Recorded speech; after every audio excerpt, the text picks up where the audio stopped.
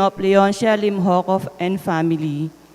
For the special intentions of Raul Escobar, Marie Swaki, Agot Escobar, Ruby and Bianca Limhoco, Pogi, Cora, Monet, Lalaine, Clec Limhoco. For the quick recovery of Lucy Navarro, Jemarie Navarro, Javier Navarro, Joshua Emmanuel Manangu, Flor Eugenio, and for the souls of Amador, Goring, and Neptali.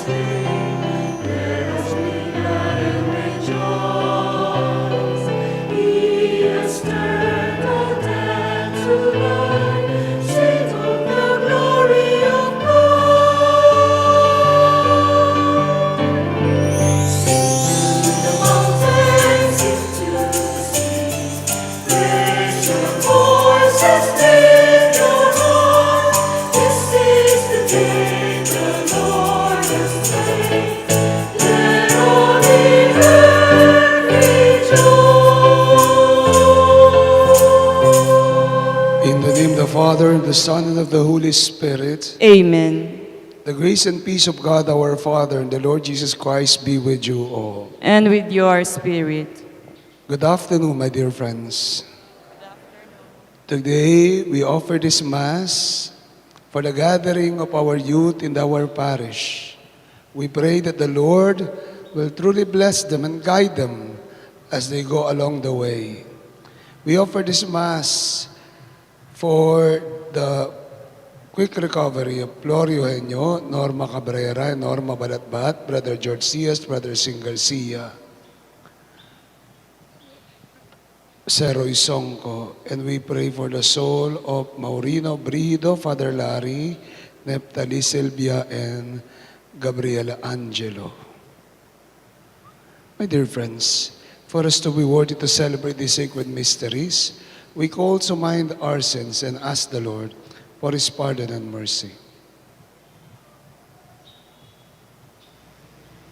You were sent to heal the contrite of heart. Lord, have mercy. Lord, have mercy. You came to call sinners. Christ, have mercy. Christ, have mercy. You are seated at the right hand of the Father. Intercede for us. Lord, have mercy. Lord, have mercy. May Almighty God have mercy on us, forgive us our sins, and bring us to life everlasting. Amen.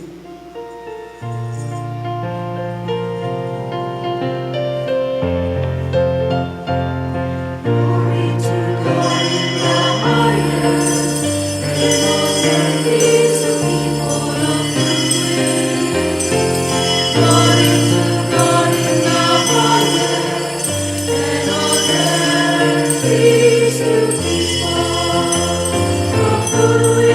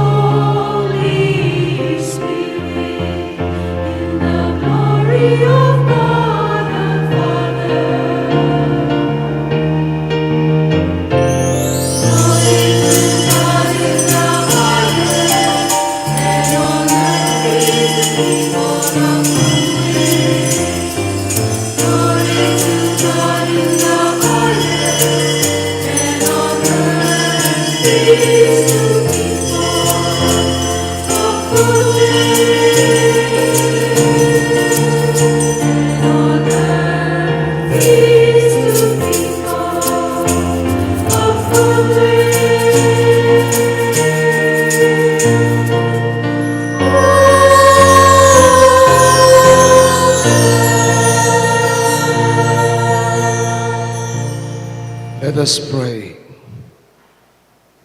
Keep your family safe, O Lord, with unfailing care, that relying solely on the hope of heavenly grace, they may be defended always by your protection. Through our Lord Jesus Christ, your Son, who lives and reigns with you in the unity of the Holy Spirit, one God, forever and ever. Amen.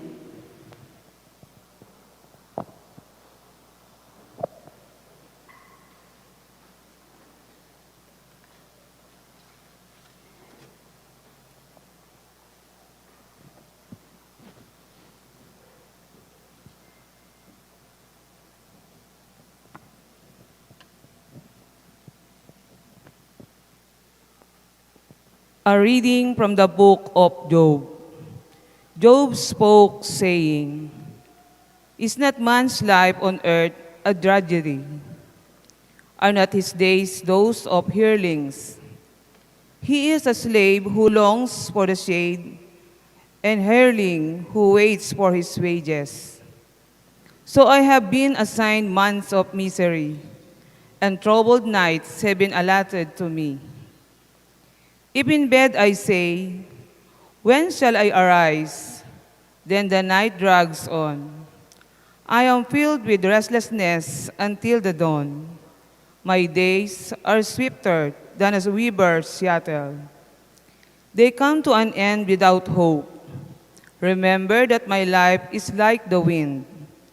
I shall not see happiness again." The word of the Lord. Thanks be to God. Praise the Lord who heals the brokenhearted. Praise the Lord who heals the brokenhearted. Praise the Lord, for he is good. Sing praise to our God, for he is gracious. It is fitting to praise him.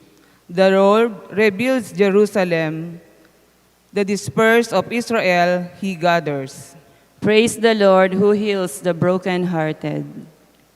He heals the brokenhearted and binds up their wounds. He tells the number of the stars. He calls each by name. Praise the Lord who heals the brokenhearted. Great is our Lord and mighty in power. To his wisdom there is no limit. The Lord sustains the lowly. The wicked he casts to the ground. Praise the Lord who heals the brokenhearted.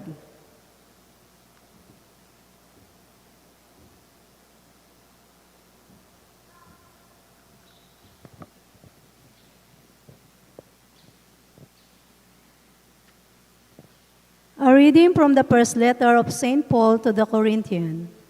Brothers and sisters, if I preach the gospel, this is no reason for me to boast. For an obligation had been imposed on me, and who to me if I do not preach it? If I do it willingly, I have a recompense, but if I willingly, then I have then entrusted with the stewardship. What then in my recompense? That when I preach, I offer the gospel free of charge, so as to not make to full use of my right in the gospel. Although I am free in regard to all, I have made myself a slave to all, so as if to win over many as possible. To the weak I became a weak, to win over the weak. I have become all things to all, to save at least some. All this I do for the sake of the gospel, so that I too many have a share in it. The word of the Lord. Thanks be to God.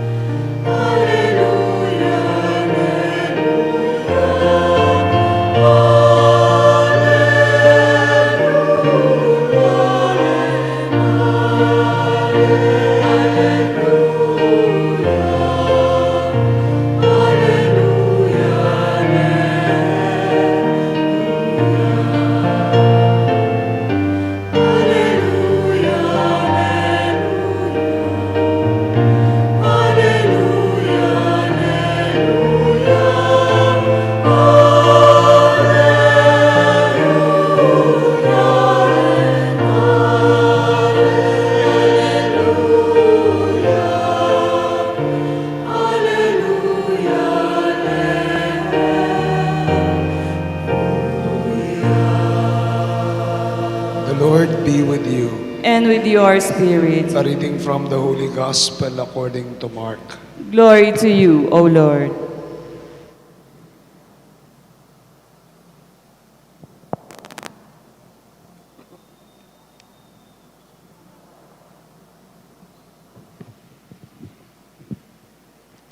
On leaving the synagogue, Jesus entered the house of Simon and Andrew with James and John.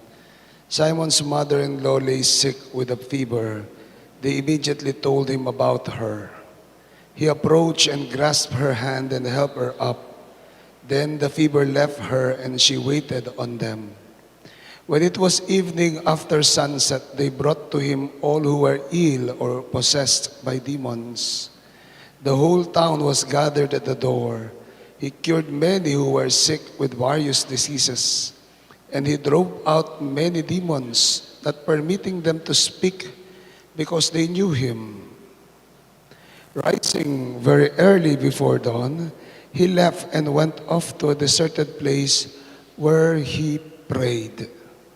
Simon and those who were with him pursued him, and on finding him said, "Everyone is looking for you." He told them, "Let us go on to the nearby villages, that I may preach there also." For this purpose have I come. So he went into their synagogues, preaching and driving out demons throughout the whole of Galilee. My dear friends, the gospel of the Lord. Praise to you, Lord Jesus Christ. Magandang hapon po sa inyong lahat.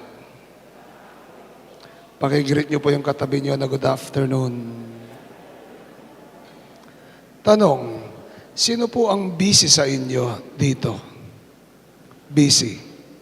Sino ang abala dito sa inyo? Wala? Katatamad yata ninyo, ba't wala kayong pinagkakabalahan? Sino po ang masasabi nilang abala sila sa buhay dito sa inyo? Meron? Patingin? 2, 3, 4. Pero sa palagay ko po, 5. Pero sa palagay ko po, marami sa atin ang abalang-abala.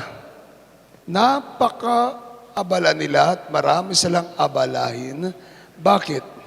Dahil every time na invite mo sila para magsimba, o every time na mag-invite ka para magdasal, yung mga taong simbahan po, o yung mga pastoral, alam nila to. Anong sinasabi? Ay, busy po kasi ako. Ay, hindi po ako pwede kasi busy ako. Ay, hindi po ako pwede kasi marami po akong ginagawa. Ay, maglalaba pa po ako. Ay, magtatrabaho pa po ako. Ay, maglilinis pa po ako. Ay, magluluto pa po ako. Ay, mag-aalaga pa po ako ng bata. Tapos sasabihin ng mga kabataan, ay, hindi po ako pwede kasi may online po kami. May module pa po kaming sasagutin. So, hindi po ako pwedeng magsimba, hindi po ako pwedeng magdasal, kasi po, abala ako. Maraming abala sa atin. Dahil marami tayong inaabala sa ating buhay. Ngunit kung titingnan natin, mga kapatid, in the life of Jesus, He was also so dead busy. Si Jesus din ay abalang-abala sa kanyang ministeryo, sa kanyang paglilingkod. He was so busy and engrossed with His ministry na kung titignan natin, kahit makakain man, hindi siya makakain. At kung titignan natin, pagkatapos niyang mangaral, magpapagaling siya ng napakaraming tao, magpapalabas ng masamang espiritu sa mga napakaraming tao na kung minsan sa buong bayan, ang buong bayan ay nandun na. The mere fact na maraming mga tao, nakaka-stress na po yun, nakakapagod na. So kung titignan natin, abalang-abala ang ating Panginoon. Pero meron siyang isang hindi nakakalimutan. Meron siyang isang hindi nakakalimutan at hindi kinakaligtaan sa kanyang buhay. At ano yon? Anong sabi ni San Marcos? Rising very early before dawn, he left and went off to a deserted place where he prayed. Where he prayed. Sa kabila ng kanyang pagkaabala, hindi niya kinalimutan at hindi niya kinaligtaan ang manalangin, magdasal. At kung titignan natin, ito'y taliwas kung minsan sa atin. Sasabihin natin, napaka-busy ko po, Father. Hindi po ako pwedeng magsimba ng maaga. Napakaaga naman po ng misa. Nagre-reklamo na maaga yung misa. Pagdating sa sumba, Diyos ko, madaling araw gigising para lamang makapag-sumba. Di po ba? Ay, hindi po ako pwede, Among. Kasi po marami akong ginagawa, napupuyat po ako sa module ko. Napupuyat sa module, napupuyat sa kakaganyan, ganyan. Mobile Legend. Di po ba? So kung titingnan natin, Among, hindi po ako pwede kasi busy po ako. Pero pag nakipagchismisan, kahit masunog na yung sinaing, okay lang, basta may chismis. Kahit mapuyat, basta may gimmick. Pero kung tatawagin mo, hilingin mo, tara, magsimba, ay hindi ako pwede. Tara, magdasal, ay wala akong oras. Kaya mo po kuminsan, kapag may nagsasabi sa akin, ay Father, wala po akong oras sa pagsisimba, busy po ako, wala po akong pahinga, wala po akong oras sa pagdarasal. Gusto ko po silang biruin. Gusto ko sanang sabihin sa kanila, o sige, ipagdarasal ko sa Panginoon, bigyan ka na ng kapahingaan. Sige, pagdarasal ko sa Panginoon, I'll pray to God that He will give you eternal rest and peace. Gusto mo yun? Kasi sabi mo, busy ka eh. Wala kang oras. What do prayers do to us? Anong ginagawa ng panalangin sa atin? Katulad na ng kay Jesus, hindi niya kinaligtaan ang manalangin. Bakit? Dahil sa pananalangin, sa kanyang pagdarasal at pananalangin, He connects Himself with the Father. Iniuugnay niya ang sarili niya sa Ama. Remember, anong laging sinasabi ni Jesus? I and the Father are one. I am with the Father is in me. And He manifests that through prayers. Sa mismong kanyang pananalangin, na siya ay nagbubuklod, ito ang nagbubuklod kay Jesus at sa Ama. At ito rin ang nagbibigay ng lakas sa Kanya para to continue His ministry and His service. It is this that gives Him life. It is this that gives Him strength and power para ipagpatuloy ang Kanyang ministry, ipagpatuloy ang Kanyang mismong paglilingkod, pagpapagaling sa mga napakaraming tao. And same is true with Jesus. We need prayers. And what do prayers do to us? Anong ginagawa ng panalangin sa atin? Ay among ibinibigay yung biyaya. Kailan ka nagdarasal? Ay among kapag may kailangan lang po. Kailan ka magsisimba? Ay among pagsimbang gabi at pag birthday ko at pag Pasko. Kailan ka nagdarasal? Ayaw mong kapag magtetes. Ayaw mong kapag may sakit. Ayaw mong kapag may problema. Doon ako nagdarasal. Kapag may pagsubok. At sa aking pagdarasal, binibigay ng Diyos ang hinihiling ko. Wrong. What does prayer do to us? Anong ginagawa ng panalangin? Prayer connects us with God. Ang nagbubuklod sa ng panalangin sa atin, iniuugnay tayo sa ating sarili. Hindi lang tayo iniuugnay sa Diyos, iniuugnay tayo sa ating sarili. Among pwede ba yun? Iugnay mo ang iyong sarili sa iyong sarili? Yes. Because of the chaotic world that we have, because of the busyness na ating ginagawa, because dahil sa ating pagkaabala, nakakalimutan na natin ang ating sarili. At anong ginagawa ng panalangin sa atin? Prayers allows us to keep quiet. Ano bang ginagawa mo pag nagdarasal ka? Habang pang nagdarasal ka, nagsusumba ka? Habang pang nagdarasal ka, nagmo-mobile legend ka? O nagpe-Facebook ka? O naglalaba ka? O nagluluto ka? No.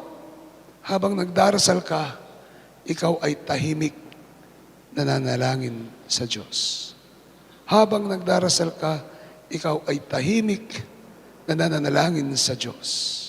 At sa iyong pananahimik, there is what we call examination of conscience. Pagsusuri ng sarili. Saan na ba ako? Ano na ba yung ginagawa ko? Ano na ba yung kabalastugan na nangyari sa akin? Saan na ba ako? We examine our conscience. We examine ourselves. At kung titignan natin, dahil doon, tayo'y nabubuhay ng may katuturan, ng may kabuluhan, ng may kahulugan. Amen. Pwede po tayong mabuhay eh. Matulog, magising, kumain, mag-aral, mag-FB, mag-Mobile Legend, mag-barkada, magising, matutulog, magtatrabaho, kakain, and so forth and so on. Pero kung ganun na lang lagi, mapapagod tayo. Kung ganun na lang lagi, magsasawa tayo. Kung ganun na lang lagi, mapanghihinaan tayo sa ating sarili. And so we need prayer. In order for us to examine ourselves, we need prayer in order for us to live a meaningful and worthy life. Isang makabuluhan at isang makahulugang buhay. Isang buhay na may katuturan. At kung titignan natin, ang buhay na may katuturan na yon, ang buhay na makabuluhan at makahulugan na yon, ang magbibigay ng tunay na galak at tuwa at kapayapaan sa bawat isa sa atin. We need to pray, to connect ourselves with God, and to connect ourselves with ourselves for us to have a meaningful and worthy and happy life. Amen? Amen. I believe in God the Father Almighty, maker of heaven and earth, of all things visible and invisible. I believe in one Lord Jesus Christ, the only begotten Son of God, All born of together. the Father before all ages, God from God, light from light, true God from true God, begotten, not made, consubstantial with the Father. altogether, through him all things were Things made. For us men and for our salvation, he came down from heaven, and by the Holy Spirit was incarnate of the Virgin Mary, and became man. For our sake, he was crucified Under Pontius Pilate, He suffered death and was buried, and rose again on the third day in accordance with the Scriptures. He ascended into heaven and is seated at the right hand of the Father. He will come again in glory to judge the living and the dead, and his kingdom will have no end. I believe in the Holy Spirit, the Lord, the giver of life, who proceeds from the Father and the Son, who with the Father and the Son is adored and glorified, who has spoken through the prophets. I believe in one holy Catholic and Apostolic Church. I confess one baptism for the forgiveness of sins, and I look forward to the resurrection of the dead and the life of the world to come. Amen. Lord, hear our prayer. Lord, hear our prayer.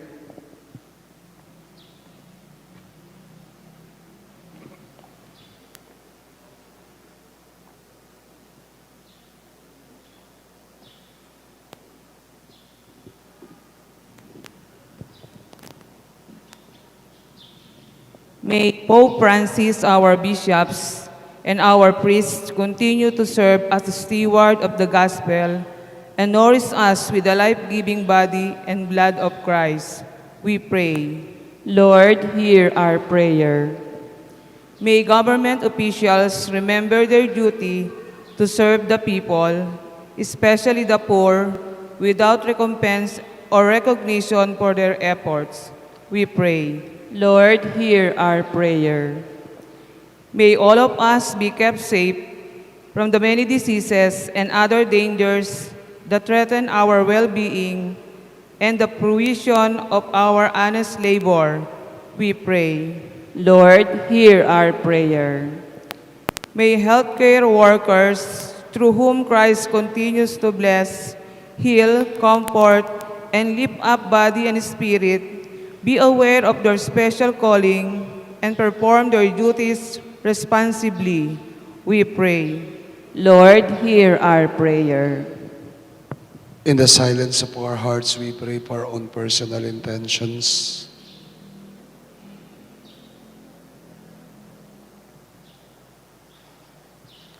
Lord, these are our prayers. These are the intentions of our hearts. We pray that through this, we may truly experience you in our prayers through Christ our Lord. Amen.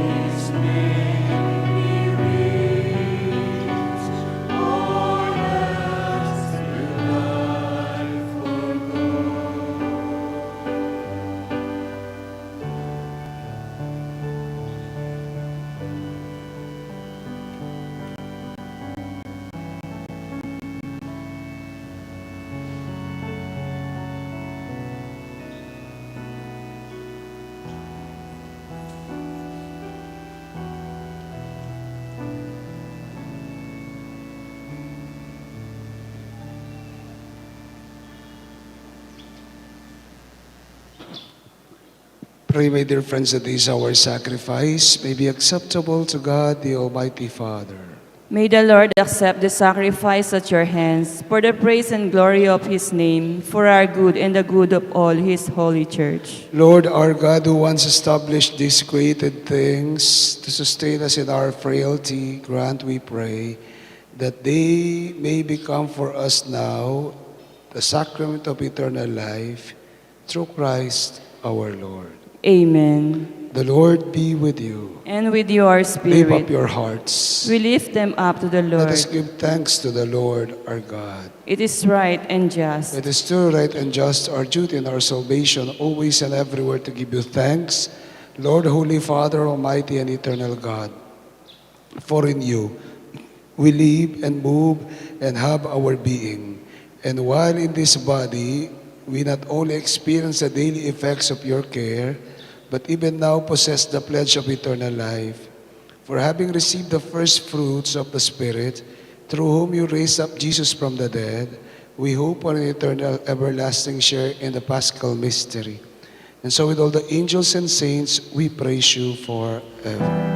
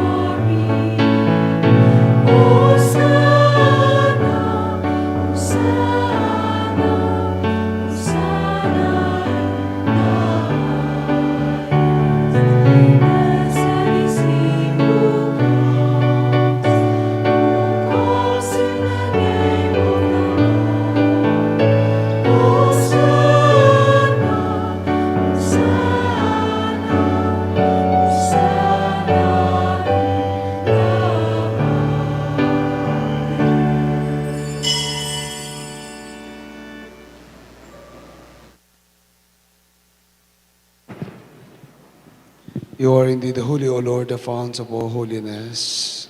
And make holy, therefore, these gifts, we pray, by sending out your Spirit upon them like the dewfall, that they may become for us the body and blood of our Lord Jesus Christ.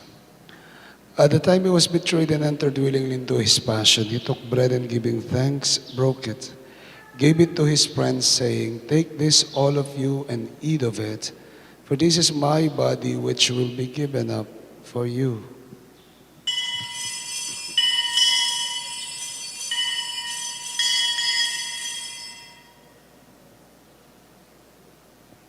In a similar way, when supper was ended, he took the chalice and once more giving thanks, gave the chalice to his friends, saying, "Take this, all of you, and drink from it, for this is the chalice of my blood, the blood of the new and eternal covenant, will be poured out for you and for the many, for the forgiveness of sins. Do this in remembrance of me."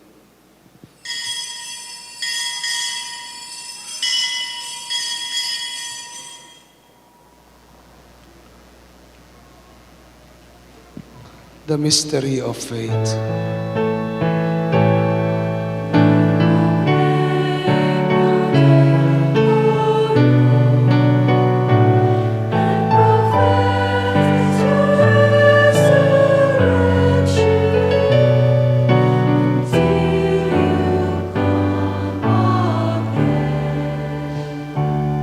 Therefore, as we celebrate the memorial feast, death, and resurrection, we offer you, Lord, the bread of life and the chalice of salvation, giving thanks that you have held us worthy to stand in your presence and minister to you. Humbly we pray that partaking of the body and blood of Christ, we may be gathered into one by the Holy Spirit. Remember, Lord, your church spread throughout the world and bring her to the fullness of charity. Together with Francis, our Pope, Florentina, our Archbishop, Paciano, his Emeritus, and all the bishops with the clergy and your children whom you have gathered here before your altar. Remember also our brothers and sisters who have fallen asleep in the hope of the resurrection, and all have died in your mercy. Welcome them into the light of your face. And have mercy on us all, we pray, that with the Blessed Virgin Mary, Mother of God and our Mother, with Saint Joseph, our blessed spouse, with the blessed apostles and all the saints, Saint Pedro Calungsod, who please you throughout the ages, we merit to be co-heirs to eternal life, and we praise and glorify you through your Son, our Lord Jesus Christ. through him, with him, in him, O God, Almighty Father, in the unity of the Holy Spirit, all glory and honor is yours forever and ever. Amen. Now as one family we pray to the Father with the very words Jesus taught us.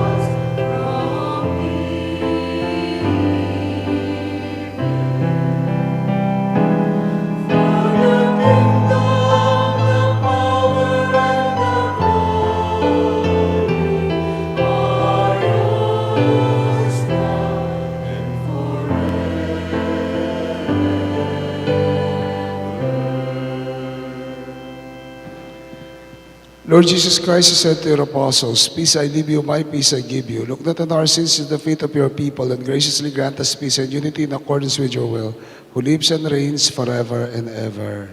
Amen. The peace of the Lord be with you always. And with your We spirit. share the peace of Christ with one another. Peace be with you. Peace. Peace.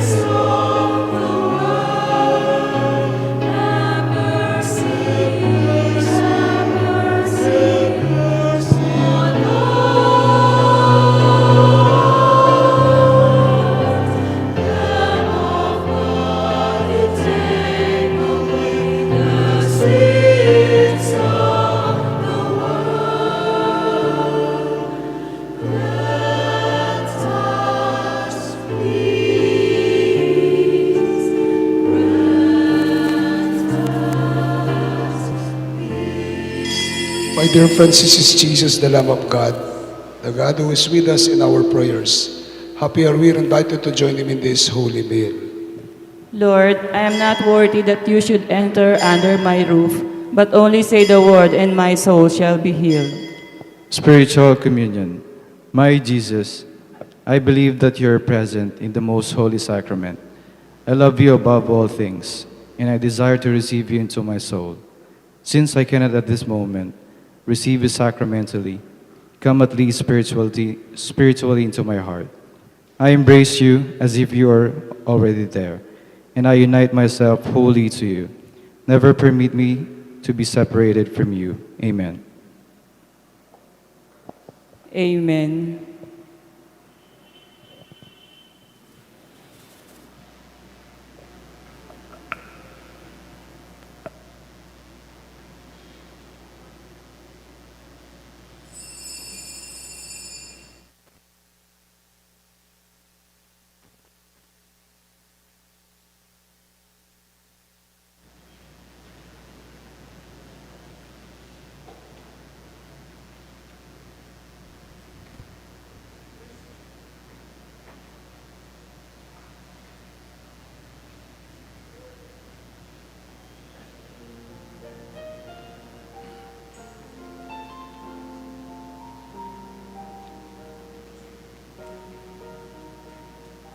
Amen.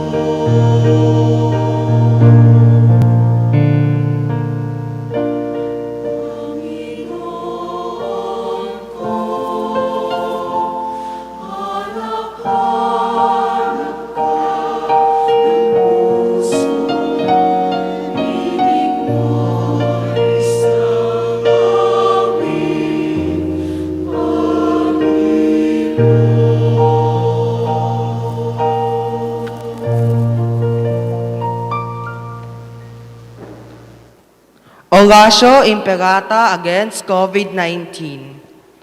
God, our Father, we come to you in our need to ask your protection against the COVID-19 that has disturbed and even claimed lives. We pray that you guide the people tasked to find cures for this disease and to stem its transmission. Protect the medical experts that they may minister to the sick with competence and compassion. We pray for those afflicted. May they be restored to health soon. Protect those who care for them. Grant eternal rest to those who have died. Give us the grace in this trying time to work for the good of all and to help those in need. We implore you to stop the spread of this virus and to save us from our fears. Grant all of this through our Lord Jesus Christ, your Son, who lives and reigns with you in the unity of the Holy Spirit, our one God forever and ever. Amen. Virgen de los Remedios, Pray for us. Saint Raphael the Archangel, Pray for us. Saint Roch, Pray for us. Saint Lorenzo Ruiz, Pray for us. Saint Pedro Calungsod, Pray for us. Saint Pio of Pietrelcina, Pray for us.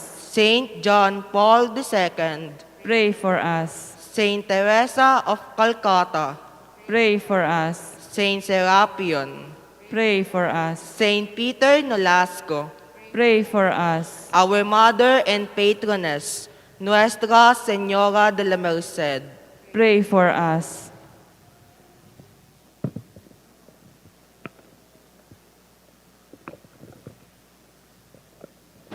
Let us pray. O God, who have willed that we be partakers in the one bread and the one chalice, grant us, we pray, so to live that God, made one in Christ, we may joyfully bear fruit for the salvation of the world, through Christ our Lord. Amen. Assignment po natin, make time for prayer. Give time for prayer every day in your lives. Amen? Ang may mga palaspas po sa inyo, lumang palaspas, ay pwedeng pakidala po sa opisina mula Martes hanggang Linggo para po sa paghahanda natin sa Ash Wednesday on February 17. Salamat po. The Lord be with you. And with your May Almighty spirit. God bless you and keep you and your families, the Father, the Son, and the Holy Spirit. Amen. Our Mass has been offered. Go and continuously deepen your spirituality in prayer. Thanks be to God. Good evening to all of you. Have a blessed Sunday and God bless you. Maraming salamat po sa ating mga kabataan.